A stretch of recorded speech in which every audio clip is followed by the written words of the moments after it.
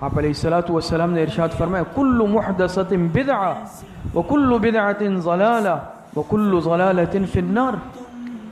اور یاد رکھیں کہ بدعت یہ ہر علاقے میں الگ، ہر رنگ الگ، ہر سال الگ، ہر شخص کا طریقہ الگ.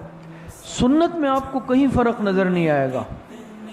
آپ دنیا کے ایک کونے سے دوسرے کونے تک جائیں، حضور علیہ السلام کی جو مبارک سنت ہوگی آپ کو ہر جگہ ایک نظر آئے گی، ہر جگہ ایک نظر آئے گی. اس میں آپ کو بال برابر فرق نظر نہیں آئے گا. یہ سنت کا کمال ہے، یہ سنت کی برکت ہے. تو یاد رکھیں آج سنتوں کو اپنانے کی ضرورت ہے کہ ہم معلوم تو کریں کہ حضور علیہ الصلوۃ والسلام کی عملی زندگی تھی کیسے. آج صرف ایک دن میرے دل میں جذبات آتے ہیں، اس سے پہلے بھی میں اپنی ترتیب پہ چلتا ہوں.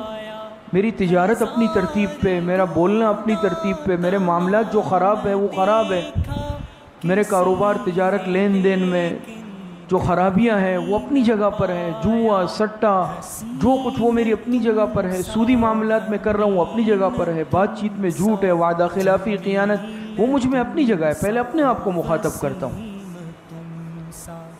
تو یہ تو یاد رکھے کامیابی والی زندگی نہیں ہے، بلکہ ہم عہد کریں کہ آج کے بعد اگر کسی سنت کی مجھ میں کمی تھی تو آج کے بعد نہیں ہوگی.